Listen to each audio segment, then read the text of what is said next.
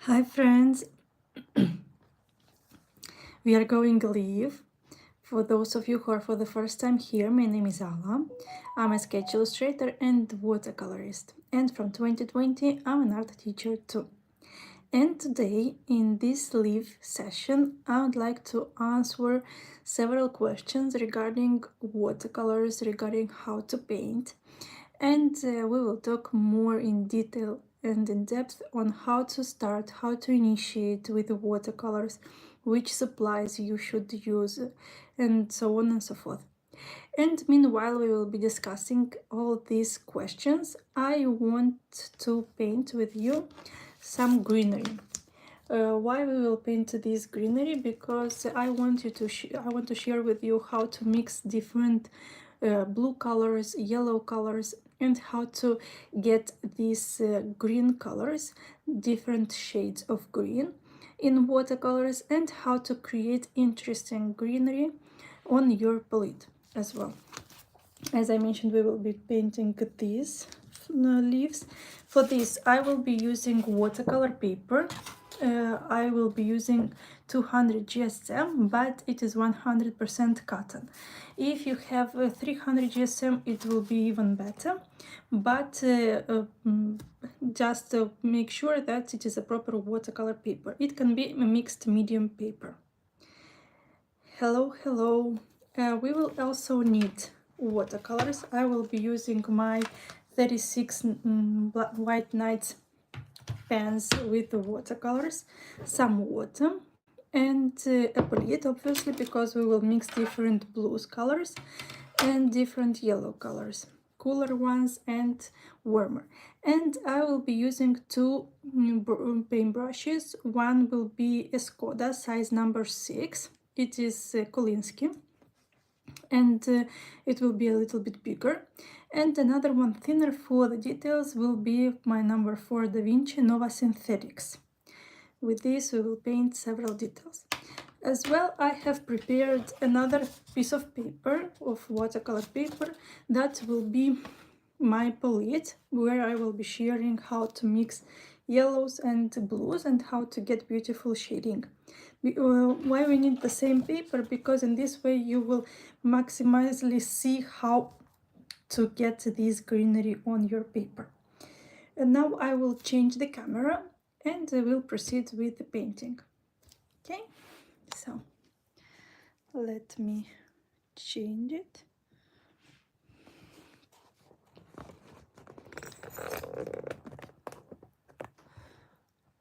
Okay, I will move a little bit all the supplies that you can see.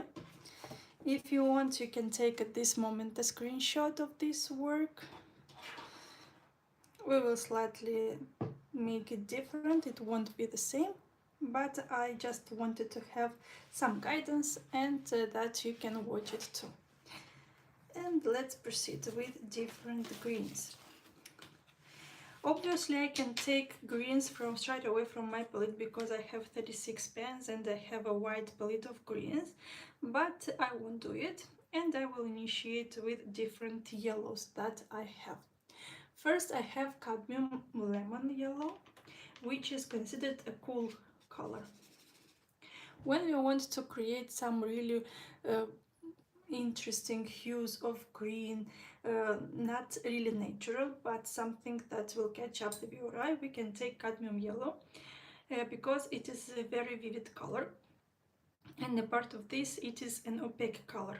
This is why it can even cover, if you do some mistakes, it can cover the mistakes that you will do. And I will take some bright blue color. And we can get this kind of lemon green. When we mix up the colors, the shades are slightly different. If we take into account that I have yellowish green, if I take straight from the palette, the hue is slightly different. But even though we can get these touches too. Then we have cadmium yellow medium.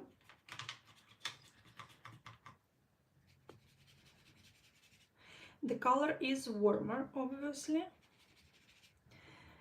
And if I take the same bright blue is pretty cool color, and we will have a cooler green color. But if I would take, for example, yellow, cadmium, lemon, and I would mix, for example, with ultramarine color, ultramarine is considered a warmer blue color, I can see that the green will be much warmer. I took too much blue color, let me take more yellow.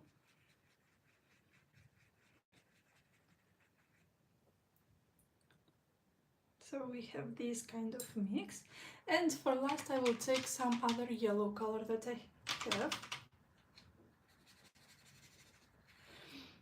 This yellow, if you see, it is something lighter than the previous yellow that I used. And I will take, for example, now just blue color.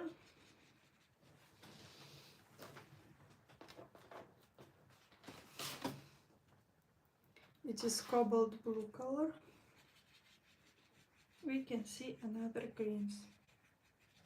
Obviously we can play a lot with different shades of yellow, different shades of blue color. I have a wide palette of blue colors, so with these different blues I can take and play around a lot. For example, now I take cerulean blue, that it is the lightest blue that I have, and if I would use, for example, blue, I can see kind of olive green color that I can get.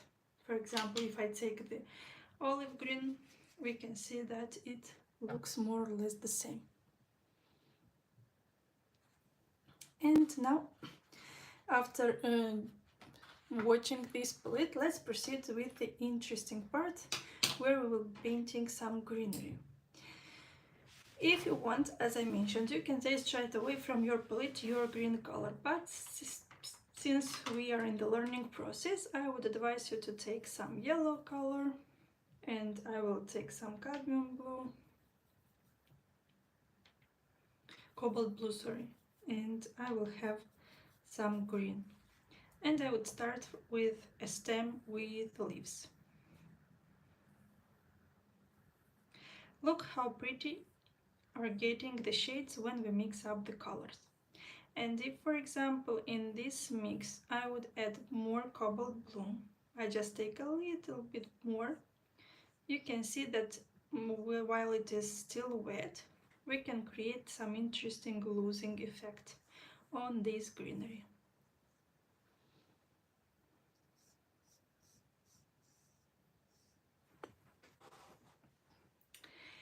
And meanwhile I will be painting, so now I basically use yellow color and cadmium, cobalt blue and cobalt blue color for these leaves. And meanwhile I will be painting this leaf, this greenery. I want to answer the first question. It is about how do I start learning watercolor painting. I always say that before starting painting you should learn drawing, because many times we need some skills in drawing, because the painting process, the painting part is the easiest one. But if we don't have a background in drawing, then it will be slightly difficult to get the result that we wish. For this, I advise you to start, for example, each day for 10-15 minutes to draw something. In this way you will get a good skill of drawing. And the most important is that you start to draw by drawing things that surround you. For example, you have a table around, you will draw a table. You have a pencil, you are drawing a pencil, and so on and so forth. So till you find these skills, and then proceed obviously with some interesting projects, interesting drawings, and start to draw. Once you feel comfortable with your drawings and you think that you got to the result you wish, then obviously while starting to paint, I really advise you to learn from different artists, not from one, because in this way you will get the option to learn from different masters and to get some different skills till you create your own skill. When you are learning from only one artist, what happens is that you little by little start to copy this artist and you become a shade of this artist, and you don't create your own skill of drawing. And obviously you can start very easy. YouTube is a wide platform where you can find a lot of artists who can share with you a lot of interesting skills. And a lot of basic knowledges are studied. For example, I try here on my YouTube channel as well to share basic knowledges. For example, this leaf session is about how to get green color. It is a very important class that you should learn on how to mix base colors, first colors like yellow and blue, and to get different shades of green. Even if it looks easy, I advise you to proceed, because only in such a way you will learn your palettes, you will learn how to mix your colors, you will learn a lot of interesting stuff about watercolors at the beginning. And little by little, once you feel confident with your works, obviously you can proceed with some paid courses, paid classes, where usually the information is more advanced level, and usually it's more intermediate level. And then you can learn even more deeply the field of watercolors. Okay, before we go with the second question, I want to proceed with another blue and yellow colors. Now I want to take some indanthrene blue color. Indanthrene blue color is a very dark color of blue, and I want to try some yellow again to see which green I will get. I get a pretty dark green color with indanthrene blue, and I can even get some cooler or warmer color. And with this I will paint, for example, some other leaves, another stem, and look how beautiful it gets with a darker shades of green.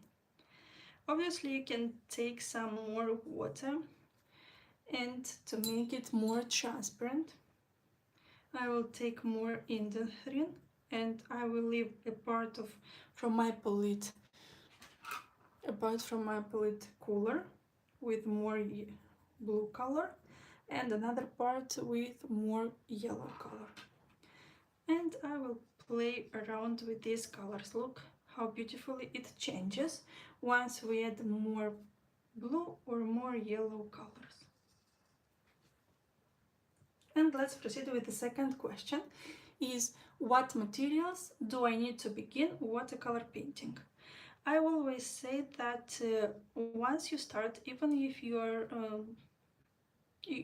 even if you want to have it like a hobby and don't want to proceed professionally, I advise you to buy a professional palette with watercolors, and it will work long term for sure, and you will get a much more pleasure once you will get your work.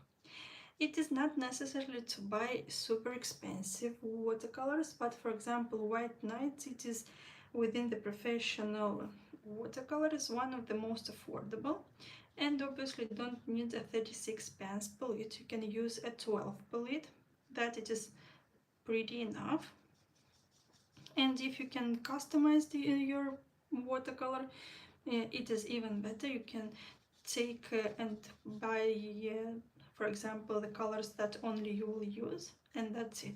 For example, if you pay attention to my palette, you can see that I use less than half of the colors that I have on my palette, which is okay, it is normal for this. This is about watercolors. Paintbrushes. If previously, maybe several years ago, I would say obviously you have to buy and to invest in your brushes. Nowadays I won't say it, because I have some pretty cheap paintbrushes that are working super well. For example, if you want to go professionally with the watercolors, then yes, obviously you will need some professional paintbrushes. But if you are not going professional, it is more than enough to buy some synthetic paintbrushes, but good quality. Those are not expensive usually, and those are working really well. For example, this Da Vinci, even if it is a branded paintbrush, it is not costing a lot of money. Instead, a Skoda, because it is a Kolinsky hair, then yes, it is pretty expensive. For example,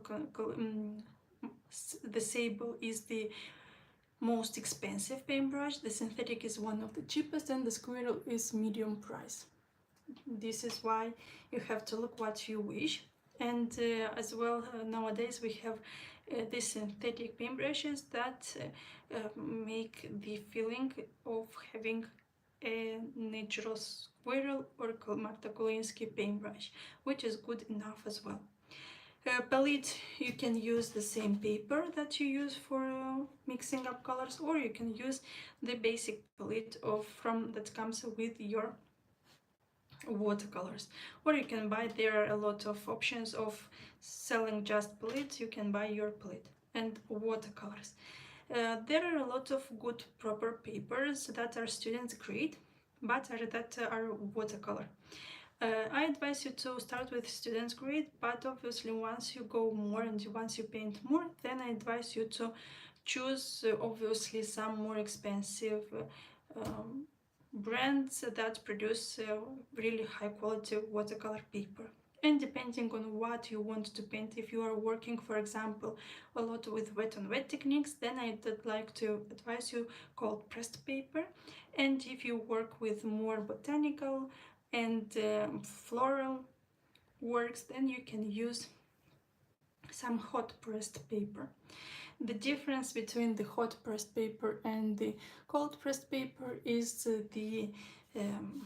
how smooth it is once you touch it, and as well once you get different things done, the paper as well retain more or less the water on it. I don't really advise you to use mixed medium, but at the beginning obviously you can start with mixed medium. Within the cheap and good quality brands, it is Winsor & Newton and Canson. These papers have a high quality, and if considering the prices, are pretty good. Then within the expensive ones are Arches, Fabriano, and there are a lot of wide options of expensive, obviously. And let's move with another greenery. This time I want to take some turquoise blue color and mix it with yellow, cadmium, and to get this green color, this yellowish green color.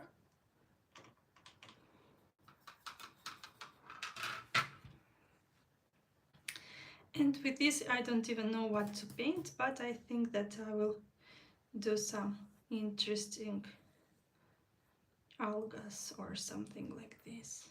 We can take more blue. Look how beautifully it creates these shades.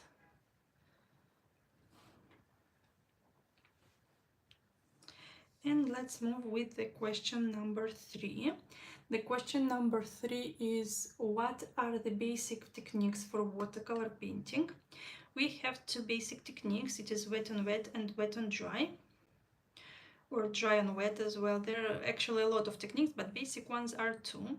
The wet on wet and wet on dry technique. The difference, when we are working wet on wet, it is creating losing effect, and it is when you see this different color mixing one into another. This is usually about losing effect. It is great for creating interesting works, watercolors work, and as well with this technique as alla prima, that you are making the work in one way. You are not using anything to dry, you just work from scratch till the end in one side.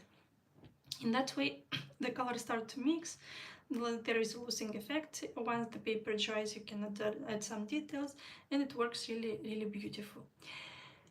And you can create really interesting backgrounds in travel sketches. Now, for example, I have in front of me my Los Angeles painting. And for example, this effect that it is painted in the background, to create these blurred effects, you can create only with wet on wet technique. Or for example, these beautiful transitions from cool color to warm colors as well can be created only in wet on wet technique. Then we have the second technique, it is wet on dry technique. With wet on dry technique I used to work with these beautiful palm trees over here, and this made me we should have to dry the work first and then we apply the details. Now for example we also work with wet on dry technique here on this palette, and usually when we start to work it is easier to start with this technique. This wet and dry technique is also used as for glazes, for using glazing technique. Glazing technique is when we apply several layers till we get the depth, the shades that we want on the work, and it works perfectly. Obviously there are a lot of other different techniques, but about this I will create a video here on my channel. It will be called something like textures in watercolors. I already prepared a part of it and I will prepare more details about it later. It is an interesting way to discover watercolors, to discover the ways that you can do and play around with watercolors. As well, it has an interesting relaxing effect which is working really nice. And now let's move on with another greenery. I want to make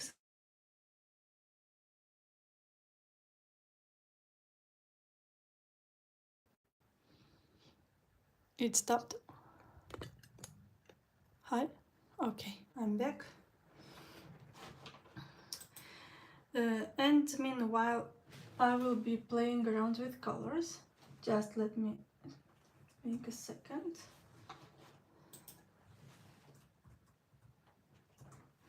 I will be using some indigo color because I want to make some dark color of the green, and I want to make it something cool enough.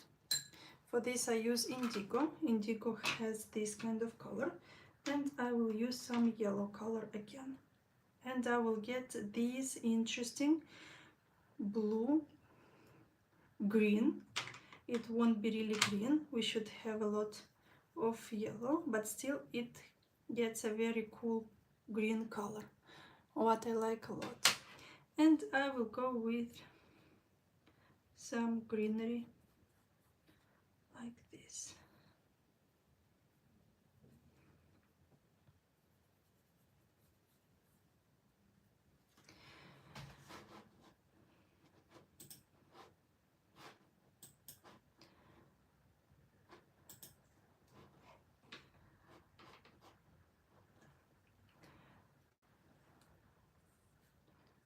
So I have this color, and I want to proceed with another question, is how do I mix watercolor paints to get the desired colors? Before you start working with watercolor, I haven't mentioned about this on the previous question. What you should do is you should learn a little bit about color theory. I was thinking to create actually a new video with color theory and the basics, what you should know about primary colors, secondary and tertiary colors. Once you play and you also not only watch but also you discover your work, your palette, what you have in your watercolors, you can better understand how much one color or another you can add to get the desired shade.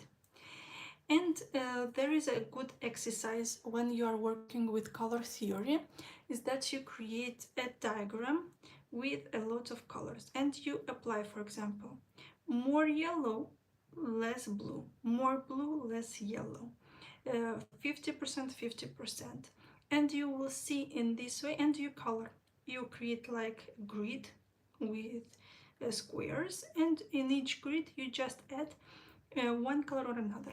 In such a way you learn how much color to mix of one color and another to get the shades that you wish. And in this way, only in this way, you will learn the perfect portion of how to mix up your colors to get the desired color.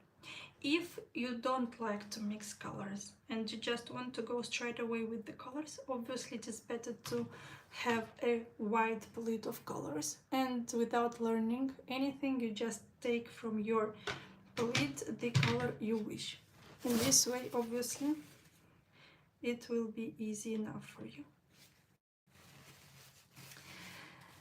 Okay, let's move on with another color. I want to make some interesting stuff. I will take my yellowish green that I have here, and I will make an interesting greenery.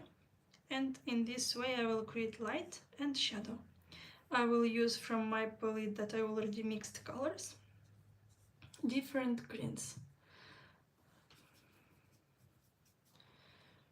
In this way I want to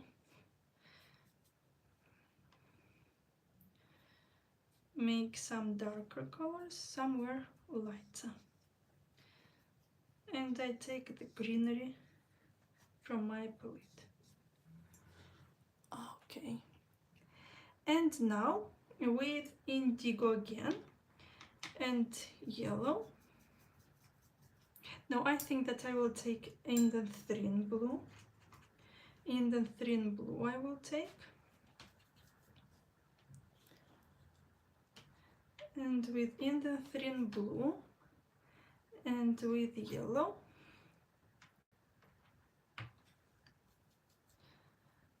I will get a very cool color.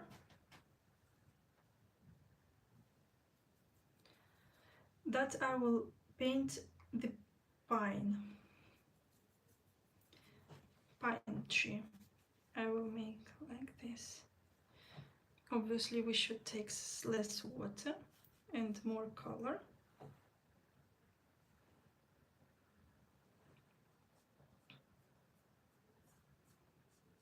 And we have this beautiful pine effect.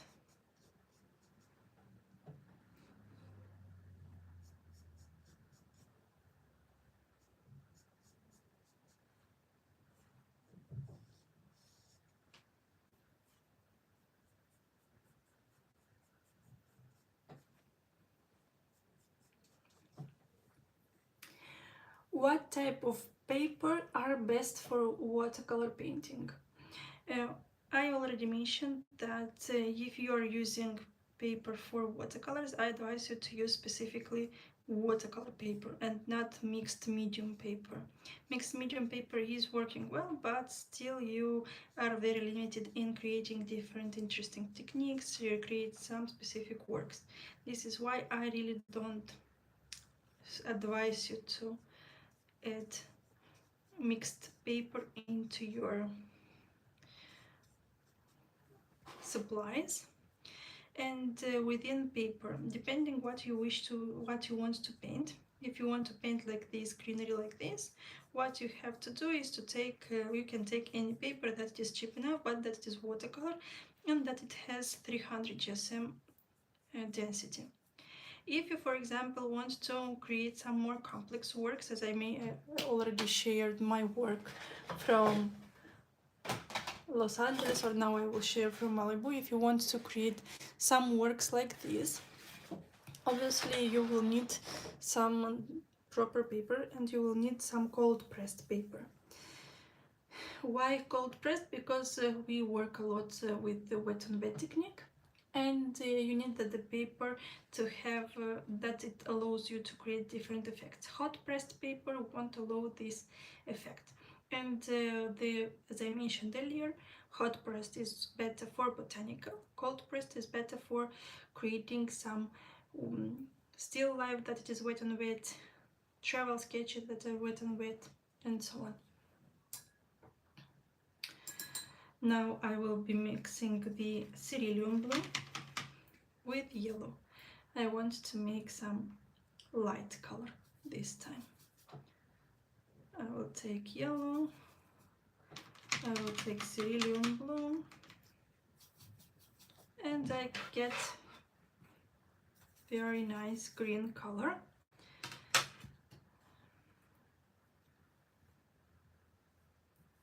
and I will paint. I can add more blue color once I paint, more yellow. I opted for yellow color because it was something in between the cadmium yellow medium and cadmium yellow lemon.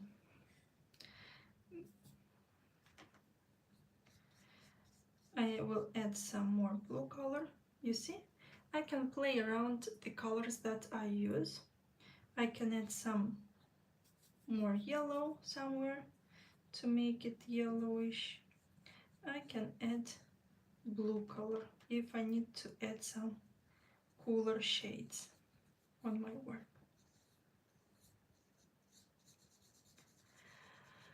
How do I stretch watercolor paper? Now we are not stretching the paper because we are working with a very detailed work, but we could stretch it with a washi tape. There are also pads that the paper is already stretched and you don't need to stretch it earlier previously. But if you, for example, want to learn in watercolors, if you want to go it more professionally, then I advise you to learn the process of stretching because it is an interesting process to do. What you should do, you, for example, are drawing the work first, and then you should wet the paper from both sides, and or you leave it straight on the straight table, and then you add washi tape around, or you just leave it wet and you paint it while it is wet. Why the process of stretching the paper is important in the watercolors? When we are not stretching the paper and we are working, for example, some more complex work than this, what happens is that the paper starts to get waved, and it is really difficult for us to enjoy the work because we have like different splashes of watercolors on the paper, and it is really difficult to work with those once the paper is not stretched. And but if you opt for a pad, I have here my Fabriano pad, my Fabriano watercolors pad, and the paper is already stretched, it is already split, and I have only here, I think, oh no, here, I have one side that it is not it is not stretched, that you can take off the paper. What makes it easier to work with it, that you don't have to prepare all this process of wetting the paper from both sides, waiting till the paper dries, till it stretches well, that you don't have this wavy effect because the pad already is staying straight and allows you to work with very nice views. Now what I will do, I will take some ultramarine color. If you know, ultramarine color is a granulating color. It has some granulating effect on it, and it creates really interesting effects once mixed with other colors. And for this time I will take some cadmium yellow medium to have my green color. And I have this different color of green, and I will paint some interesting illustrations of greens. As I have a very few space on my paper already, I want to add some interesting colors too, and I think that ultramarine is an interesting color to work with because it is granulating and it creates interesting effects. If you want to know more about granulating colors in watercolors, you can watch, I have a YouTube video where you can watch it in detail. And with last, I don't know, I will take more ultramarine and I will just paint one leaf to make it cool enough. So you see, it happened that we have a little bit of warm colors and a little bit of cool colors on my palette. Okay, and let me share my last question for today, and on the next live session I will share more questions and answers. How can I achieve different textures and effects with watercolors? I already mentioned that I'm preparing already a YouTube video for this. I think that in 1 or 2 weeks I will have it. I have recorded some of this, a part of this, and I will have. Basically, what does it mean, different textures? The textures can be obtained by different means. You can obtain a beautiful texture while using granulating colors, as we did now with ultramarine. There are several granulating colors.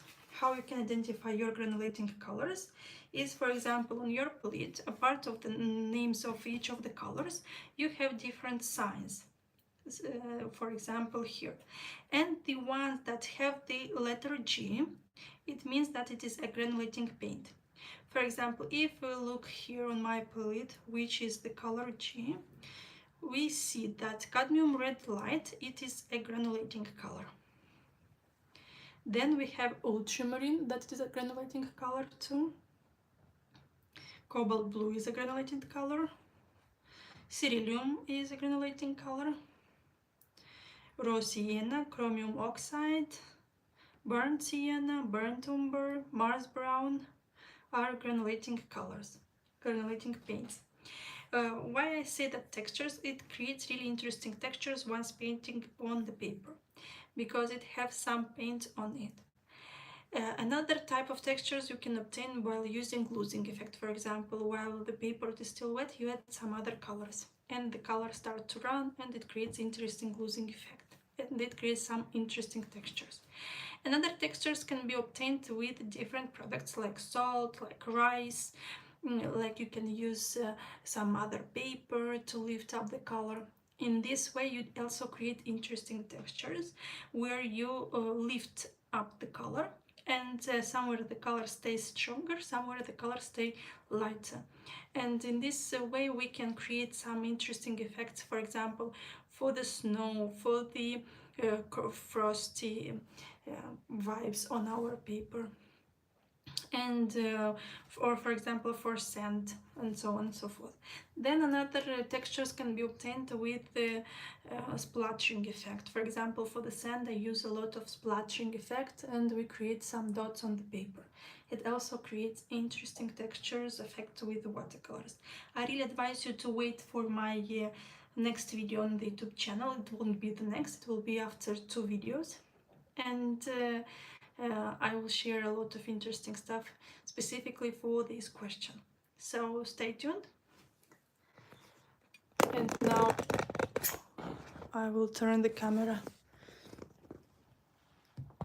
I would like to thank everybody who was here with me. If you still have any questions, please don't hesitate to ask me. I will be super happy to answer all of your questions. But meanwhile, till the next time, bye!